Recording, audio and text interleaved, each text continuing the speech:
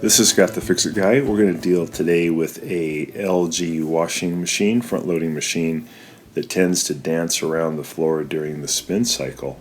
So I'm putting a little level on the front here to see if the bubble is right in the middle or if it's off to the side a little bit. And I'll do it also on the side. And this will kind of help me figure out which one of the feet might need to be adjusted.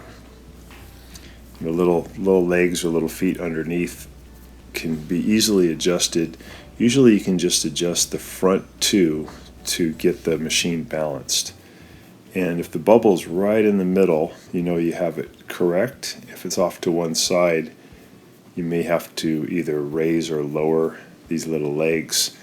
Usually you can just use some pliers or a wrench to be able to loosen the top bolt, and then you can take the bottom leg and turn it. I'm turning it to my left here, and that's making the leg go down, which raises this left corner higher. And once I have it where I need it, I'll take the upper nut. In this case it's a plastic one, but sometimes it's just a regular nut, and I'll turn it up as far as it can go up into the washing machine, and that locks it in place. If you don't lock it in place, vibration will happen over the years and it will come out of adjustment. I'm just now moving the bottom leg to get it more fine-tuned, and then I'll tighten the upper nut up toward the washing machine. I'm just using pliers to do this, but you can use a wrench. Works great. If it still has trouble, it could be that your wood floors are a little bit too thin or too wobbly. You can buy some thick plywood from the home improvement store and put it underneath your washing machine to make it more sturdy. That also helps to avoid the dancing around during the spin cycle. So I'm just getting it tight with my wrench.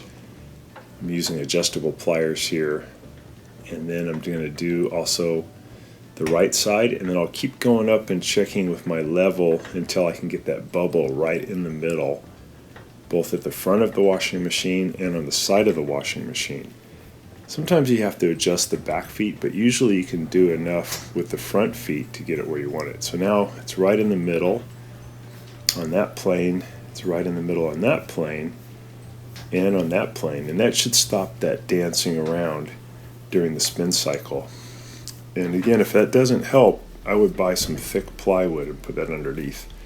So I'm going to activate the spin cycle on this machine. Some you can just use the big dial, but what I'll do is I'll turn on the power, and then I'll press the spin speed button until it reaches the highest speed. I can see the light goes to the highest speed, and then I'll start the cycle. It'll drain and then it'll go to high speed spin, so I can test to make sure that I've corrected the problem.